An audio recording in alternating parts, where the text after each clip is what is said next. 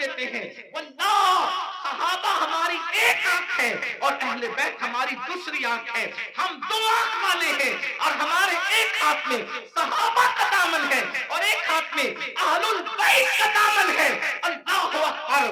صحابہ وہ ہیں جنہوں نے اسلام پھیلایا ہے اور اہل بیت وہ ہیں جنہوں نے اسلام بچایا ہے. ہم پھیلانے والوں کا بھی احسان مانتے ہیں اور بچانے والوں کا بھی احسان مانتے ہیں. ماحول کے اندر حضور سب سے پہلے علم کی بات لے کر آئے.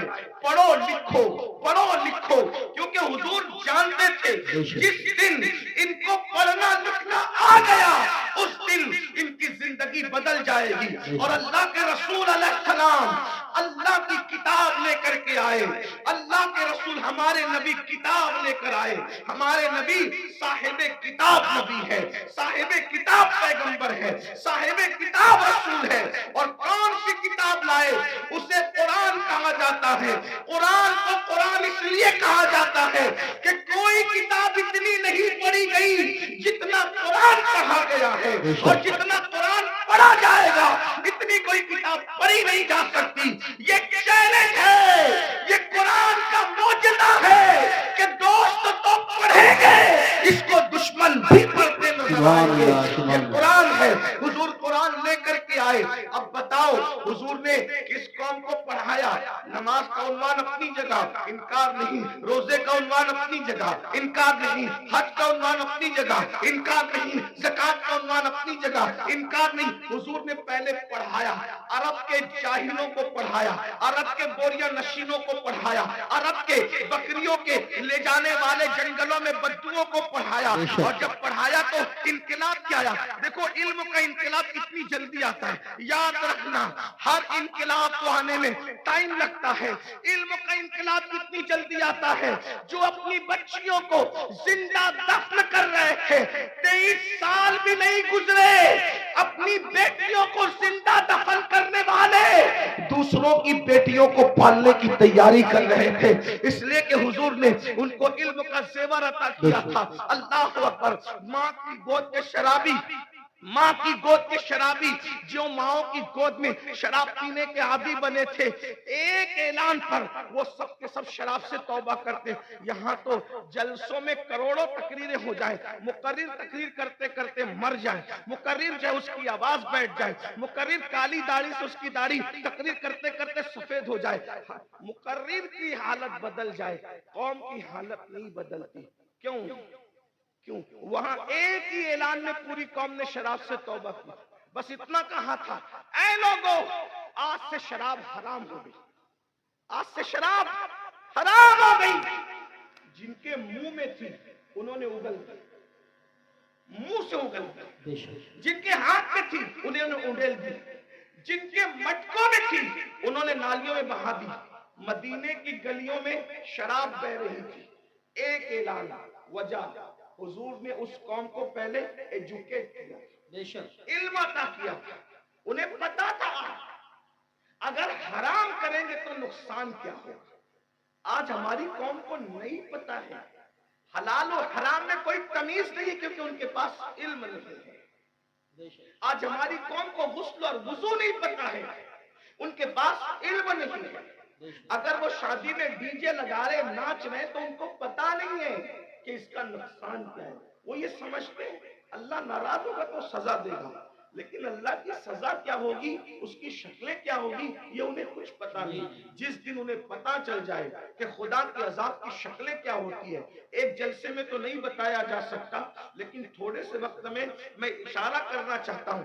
جس دن پتا چل جائے نا میرے بھائی کہ خدا کے عذاب کی شکلیں کیا ہوتی ہے، تو بندہ قدم اٹھانے سے بھی پہلے سوچے گا کہ میں یہ قدم اٹھاؤں کہ نہیں اٹھاؤں. آج ہماری قوم کو بس اتنا پتا ہے کلمہ پڑھ لیا ہم مسلمان ہو گئے، گئے گوشت و انڈا مچھلی کھاؤ اور ہم مسلمان ہیں، جمعہ 2 رکعت پڑھنے چلے جاؤ ہم مسلمان ہیں، عید میلاد النبی آئے تو جلوس میں شرکت کرو ہم مسلمان ہیں، محرم آئے تو محرم کی محفلیں سجا لو ہم مسلمان ہیں، اسی طریقے سے 11ویں آئے تو غوث پاک کی نیاز کر لو ہم مسلمان ہیں، چھٹی آئے تو اجمیر شریف والے سرکار کا ذکر کر لو ہم مسلمان ہیں، سفر کا مہینہ ہے تو ساری قوم مل کر کے بریلی شریف کے قریب رہتے ہیں اس سے اعلیٰ حضرت میں شریک ہو جائے ہم مسلمان ہیں۔ لیکن پتہ ہی نہیں ہے، تقاضا نہیں ہے کہ اسلام کیا کہہ رہا ہے، ہم سے کیا کہہ رہا ہے، اللہ ناراض ہوگا تو کیا کرے گا، کس طریقے کی کا عذاب دے گا، اس کی عذاب کی شکلیں کیا ہوگی۔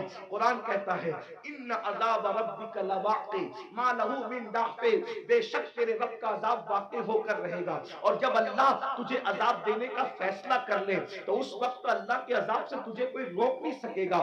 ان بطش ربک لشدید، تیرے رب کی پکڑ بڑی سخت ہے۔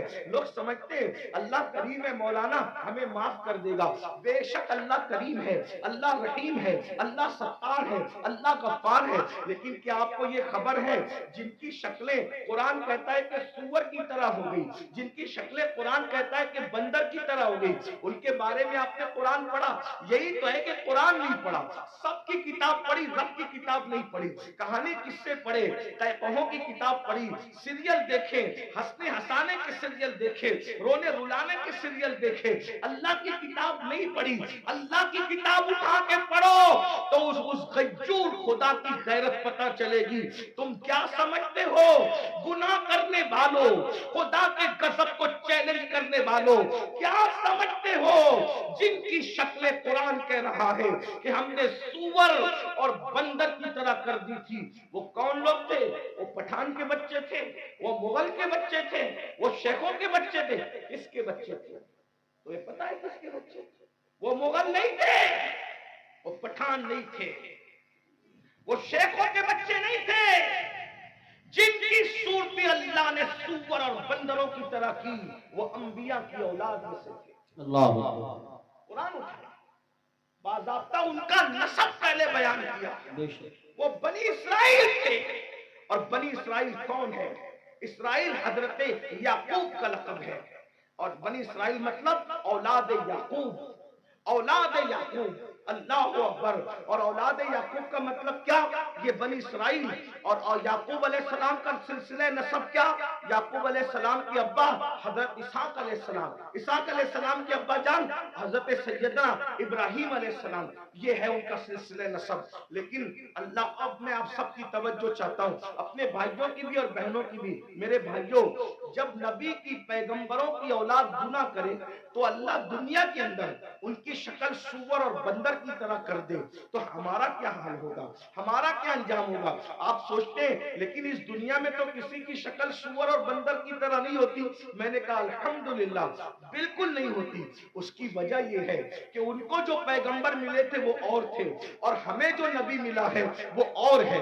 ہمارا نبی نبی الانبیاء ہے، ہمارے آقا سید الانبیاء ہے، ہمارے آقا محبوب خدا ہے۔ لیکن یاد رکھنا اس کا یہ مطلب نہیں کہ محبوب کی خاطر اگر دنیا میں شکلیں نہیں بگڑ رہی ہے تو قبر میں بھی نہیں بگڑے گی، ایسا نہیں ہے۔ قبر میں شکلیں بگڑے گی۔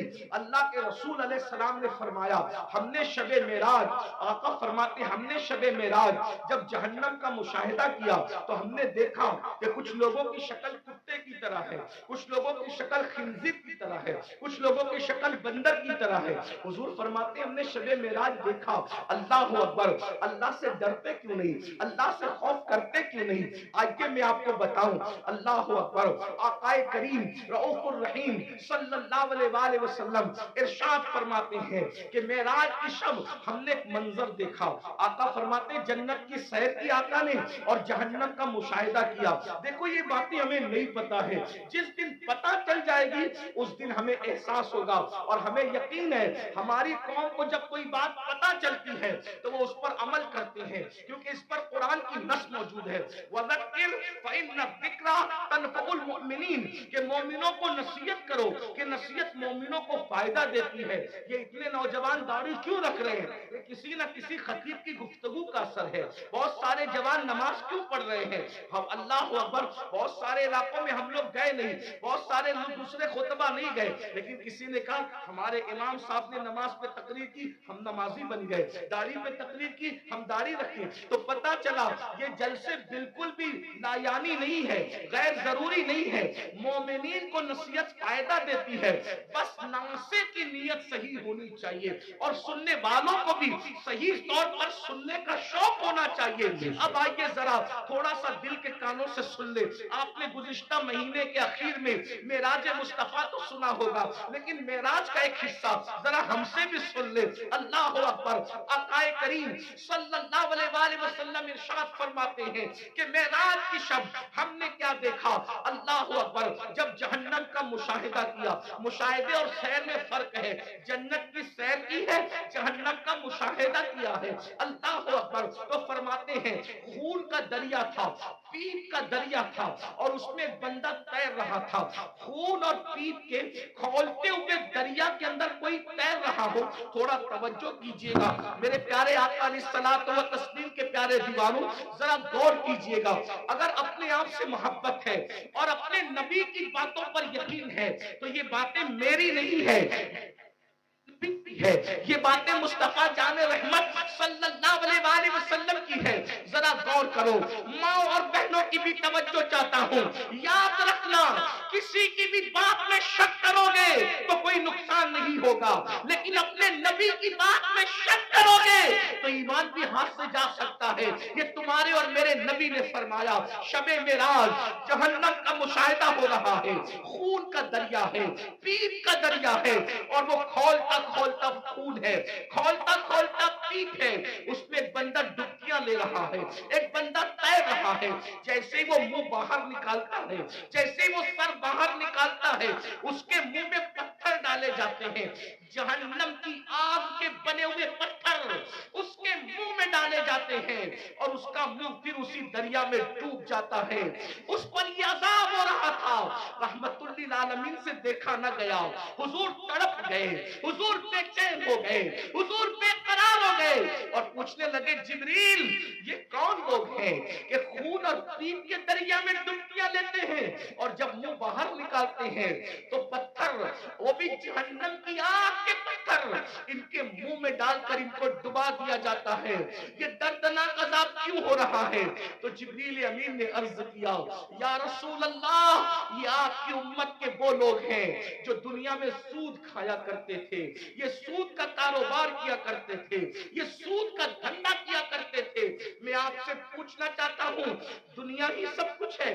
बोलो, अगर किसी सच्चे मुसलमान को ये पता चले कि सूद खाने का अंजाम क्या है, वो पीप का दरिया, वो खून का दरिया। और खून का दरिया क्यों है? मैंने गौर किया कि सूद खोरों के लिए पीप और खून का दरिया क्यों है।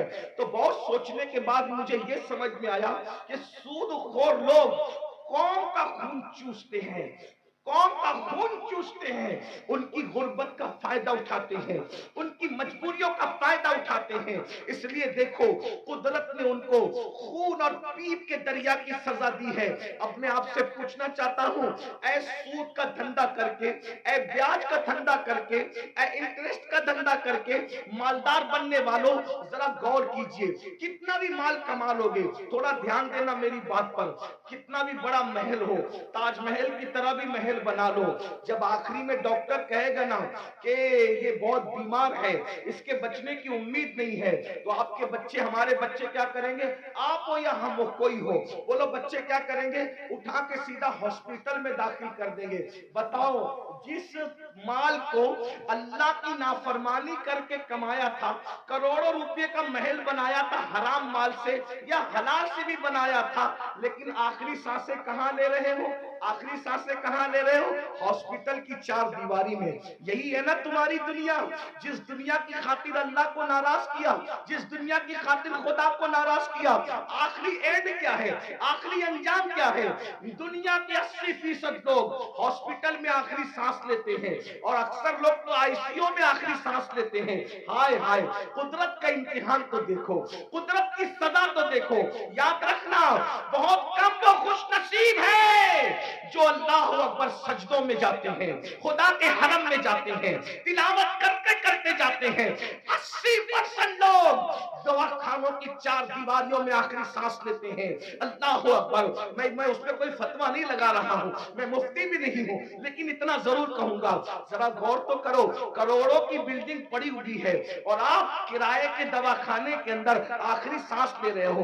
पलंग है, हाँ हाँ, कपड़ों पे गुरूर करके खुदा को भूलने वालों, ये खुदा का इम्तिहान देखो, अल्लाह की आजमाइश देखो, खुदा का इम्तिहान देखो। इन्ना अज़ाब रब्बिका लवाक़े।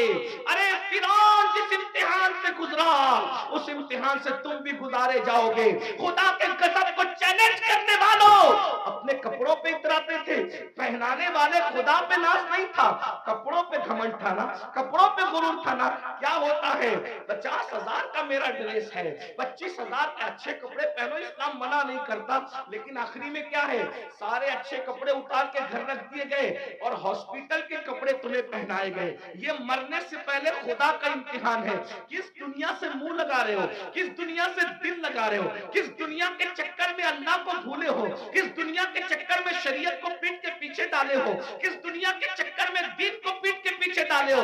मुसलमानों, अगर तुम्हें ये इल्म हो जाए कि दुनिया की औकात क्या है, तो तुम कभी दुनिया को मुंह न लगाओ, दुनिया से दिल न लगाओ। अल्लाह के रसूल अलैहिस्सलाम ने एक मर्तबा दरिया के अंदर अपनी उंगली डुबोई और दरिया में उंगली डुबो करके बाहर निकाला और बाहर निकाल करके फरमाया, ये मेरी उंगली में जितना पानी आया वो दुनिया है और ये जो सारा पानी है वो आखिरत है। अब बताएं, कतरे को लेकर के समुंदर को छोड़ने वाले नादानों, दरअसल इल्म नहीं है। अगर हमें इल्म होता तो पता चलता, वला आखिरतु खैरुम व अबका, आखिरत बेहतर भी है, आखिरत बाकी रहने वाली भी है, दुनिया बाकी रहने वाली है ही नहीं। और दुनिया तो कहते उसे हैं जो अदना की भी तस्वीर है, जो अदना से भी गिरी हुई को दुनिया कहते हैं। अदना का मतलब समझते हैं ना, अदना का मतलब छोटा, और दुनिया, दुनिया और उससे भी गिरी हुई, जिसका नाम ही दुनिया हो, हकीर। लेकिन ये पता, हम समझते दुनिया कोई बड़ी चीज है, अरे नादान, दुनिया कहते ही हकीर को है। ऐसी हकीर कि उससे ज्यादा कोई हकीर ना हो, जैसे बेहतर, बेहतर, बेहतरीन, अफजल, अफजल, दर्जात बढ़ते हैं ना। जब तफजील के साथ बात होती है तो फिर दर्जात बढ़ते, ऐसे जब तस्गीर के साथ बात होती है तो फिर दर्जात घटते हैं ना। तो दुनिया तस्गीर है क्या, ये इतनी हकीर है कि इससे बढ़कर कोई हकीर नहीं। लेकिन हमारे पास ये भी इल्म नहीं है, दुनिया दुनिया भी कहते हैं और उस पर कुर्बान भी होते हैं। पता ही नहीं है कि हकीर से कुर्बान नहीं हुआ जाता। अरे जब हकीर से कुर्बान नहीं होते तो हकीर से कैसे कुर्बान होते हैं। अगर कुर्बान होना है तो उस पर कुर्बान हो जाओ जिसने दुनिया भी पैदा किया, आखिरत भी पैदा किया। यजीद दुनिया में कुर्बान हुआ, खत्म कर दिया गया। हुसैन दिन में कुर्बान हुए, आज हुसैन खान का जिक्र भी बाकी है, उसकी नस्ल भी बाकी है। नारे तकबीर, दुनिया की खातिर, या रसूल अल्लाह, दुनिया की खातिर, या रसूल अल्लाह, या अली, या अली जिंदाबाद। दुनिया की खातिर माशाअल्लाह। उसने दीन को पीठ के पीछे डाला, उसकी नस्ल भी मिटी, उसकी कब्र भी मिटी, उसका दरबार भी मिटा, उसका नाम भी मिटा। ये तो हम हुसैनियों का एहसान है कि बतौर मुजम्मत उसका नाम ले लेते हैं तो कहीं कहीं वो याद आ जाता है। अगर हम बतौर मुजम्मत जैसे शैतान का नाम आता है, औज़ बिल्लाहि मिनश शैतानिर रजीम के तौर पे, अल्लाहु अकबर, अगर इस तरीके से उस लानती का नाम ना ले तो कभी लोग उसको याद नहीं करते। ये तो हुसैनियों का एहसान है कि मुजम्मत के एतबार से कहीं ना कहीं वो याद आता है। ये है दुनिया। अब उसी दुनिया में गर्क हो रहे हैं, उसी दुनिया में डूब रहे हैं। तो आका इरशाद फरमाते हैं, हम और आगे बढ़े, तवज्जो फरमाए। आप तवज्जो तो बहुत अच्छी कर रहे हैं माशाल्लाह, लेकिन मजीद गौर करें। आका फरमाते हैं हम और आगे बढ़े तो हमने क्या देखा, कुछ मर्द और औरतें हैं जिनकी चमड़ियां आग की कैंची से काटी जा रही है। बस मैं बात तवील नहीं करूंगा और खत्म भी कर दूंगा वक्त पे, क्योंकि हम 1 घंटा लेट चल रहे हैं। اور مجھے دوسرے پروگرام کی طرف، رات کے پروگرام کی طرف جانا بھی ہے، لیکن غور سے سن لیں، معراج کا یہ بھی حصہ ہے۔ فرمایا کیونکہ معراج میں حضور اللہ فرماتا ہے لِنُرِيَهُ مِنْ آیَاتِنَا، ہم نے ان کو اس لیے سیر کرائی مسجد حرام سے مسجد اقصی تک تاکہ ہم ان کو اپنی نشانیاں دکھائیں۔ یہ نبی کا دیکھنا ہے، نبی کا دیکھنا ہے۔ جہنم میں لوگ بعد میں جائیں گے، نبی پہلے دیکھ رہے ہیں۔ بے شک جہنم میں لوگ بعد میں جائیں گے، نبی پاک پہلے دیکھ رہے ہیں۔ توجہ کریں، یہ نبی کا دیکھنا ہے، یہ نبی کے دیکھنے کی شان ہے۔ پھر بھی کچھ لوگ کہتے ہیں کہ نبی کو غیب کی خبر نہیں۔ میں نے کہا نادان، اگر یہ غیب نہیں ہے تو پھر غیب کسے کہتے ہیں؟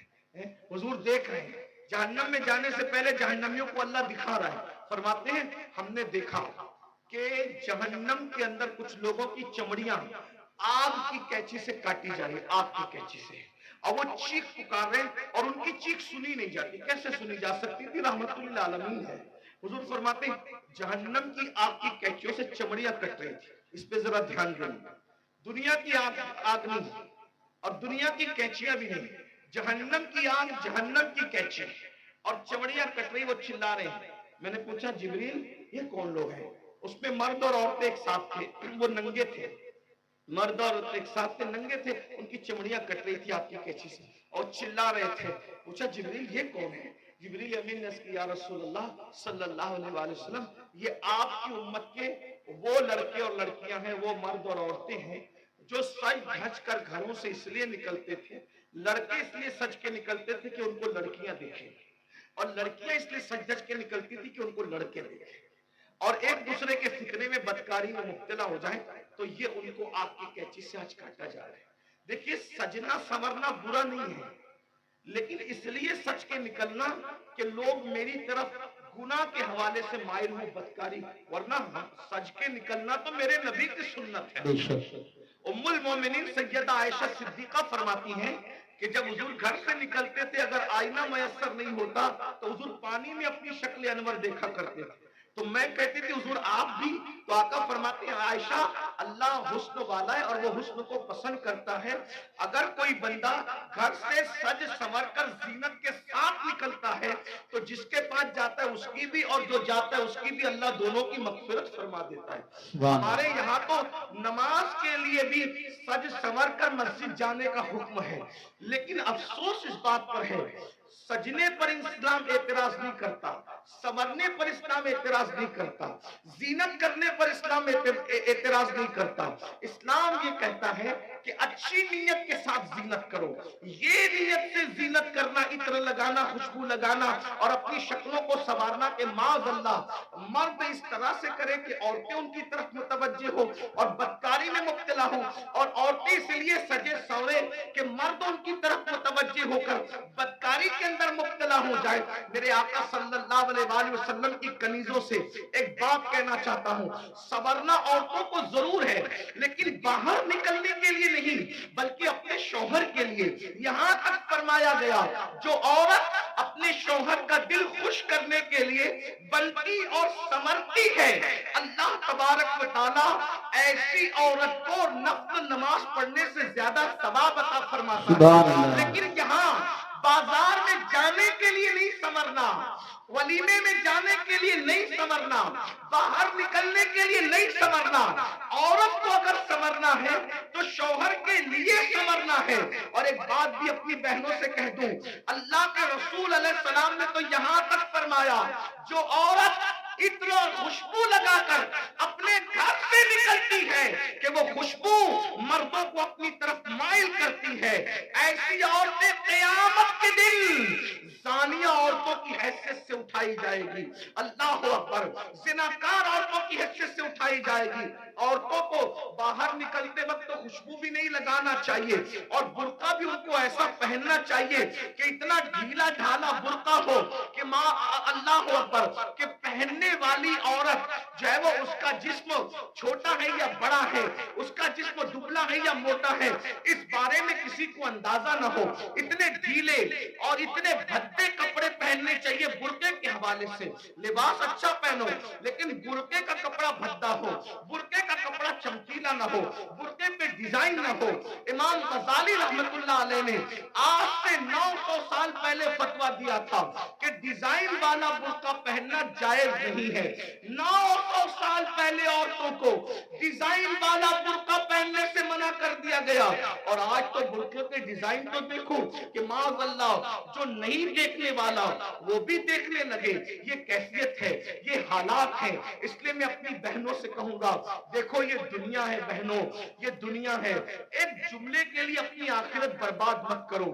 یہی ایک جملہ نا کہ سہیلیوں میں بند سمر کے جاؤں گی تو سہیلیاں کہے گی تو کتنی اچھی لگ رہی ہے. بس ایک جملہ, اس ایک جملے پہ اپنی آخرت خراب کر رہی ہوں. اس ایک جملے کو سننے کے لیے اپنی آخرت برباد کر رہی ہوں. میری بہنوں کون کیا کہے گا؟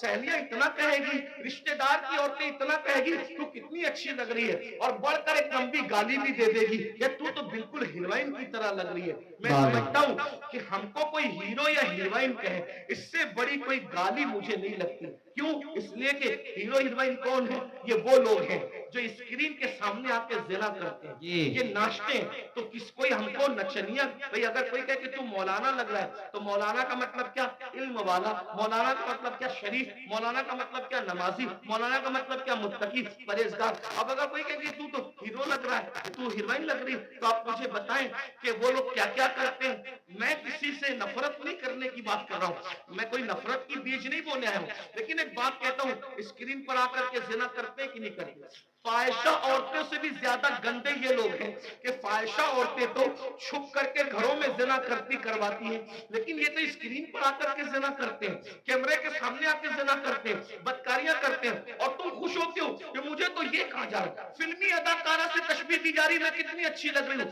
میری بہن یہ گالی, یہ گالی.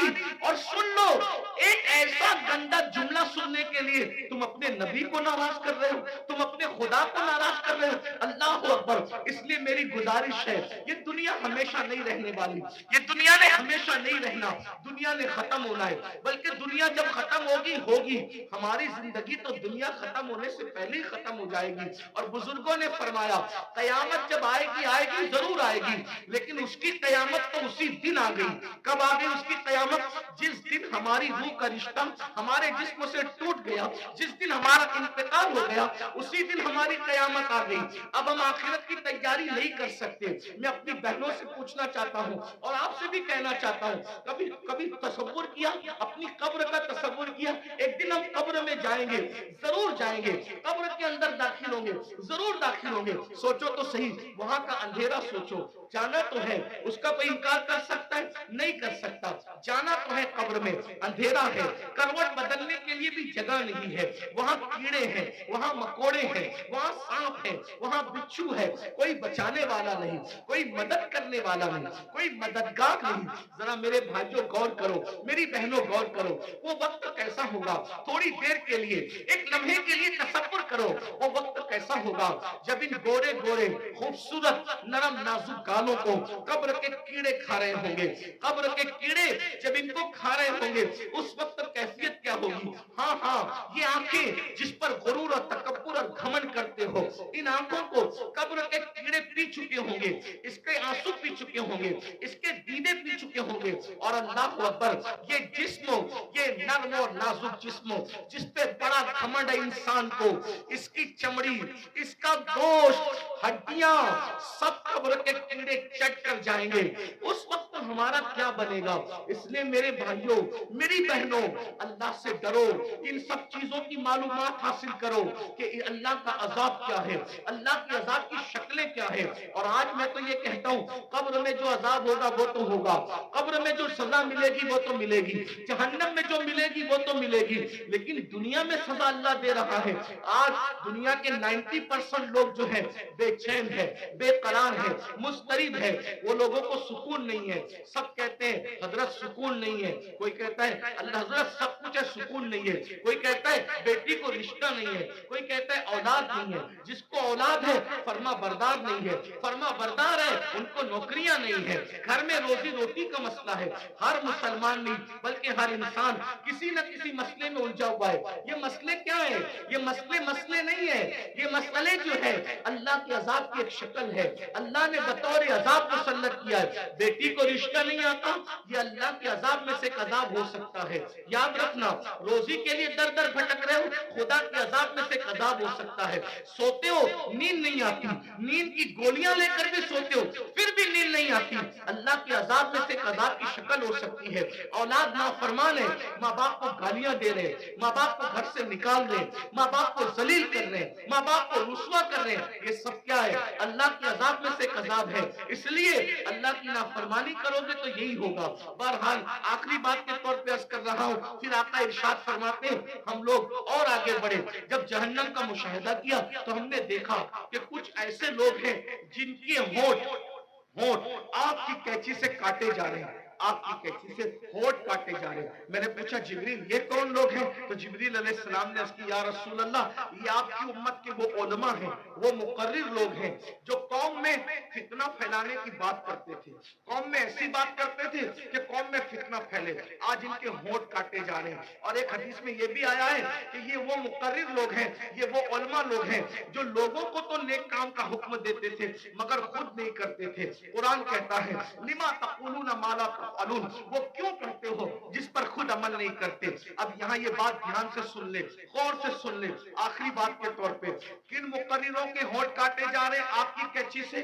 जो लोग उम्मत में ऐसी बात करते थे लड़ाने की, उम्मत को डिवाइड करने की, उम्मत में फितना पैदा करने की। आज देख लीजिए बहुत सारे मुकर्रिर ऐसे दुनिया में मिलेंगे आपको जो उम्मत में आते हैं बांटने की बात करते हैं, तकसीम करने की बात करते हैं। उम्मत के जो मुत्तफक अलैह मसाइल हैं उससे हट करके नई बातें छेड़ते हैं। मिसाल के तौर पे 1857 से पहले पूरी उम्मत जो है वो हिंदुस्तान के अंदर पूरी कौम जो है इस बात पर मुत्तफिक थी कि अल्लाह ने अपने नबी को गैब का इल्म अता फरमाया, लेकिन नई बात लाई गई और कौम को लड़ाया गया। और ये बात कही गई कि नबी को तो दीवार के पीछे की खबर नहीं है, एक नई बात करके कौम को लड़ाया गया, उम्मत में इंतशार पैदा किया गया। इसी तरह 1857 से पहले इस मुल्क हिंदुस्तान में पूरी कौम का अकीदा था कि नबी जिंदा है, नबी हमारी जानों से ज्यादा करीब है, बल्कि कस्में उठाकर मुसलमान कहता था तू जिंदा है वल्लाह, तू जिंदा है वल्लाह, मेरी चश्मे आलम से छुप जाने वाले।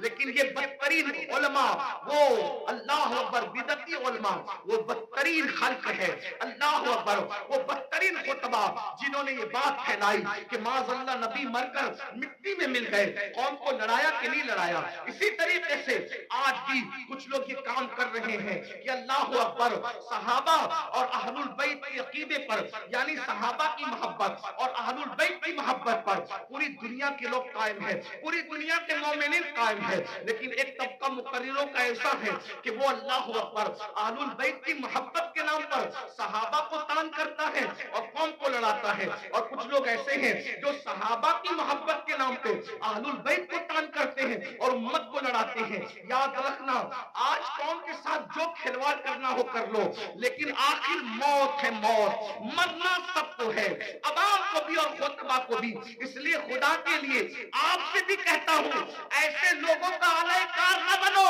जो सहाबा के नाम पर अहले बैत पे सवालिया निशान खड़ा करते हैं, और ऐसे लोगों का भी अलैकार न बनो जो अल्लाह अकबर अहलुल बैत के नाम पर सहाबा को गालियां देते हैं। वल्लाह सहाबा हमारी एक आंख है और अहले बैत हमारी दूसरी आंख है। हम दो आंख वाले हैं और हमारे एक हाथ में सहाबा का दामन है और एक हाथ में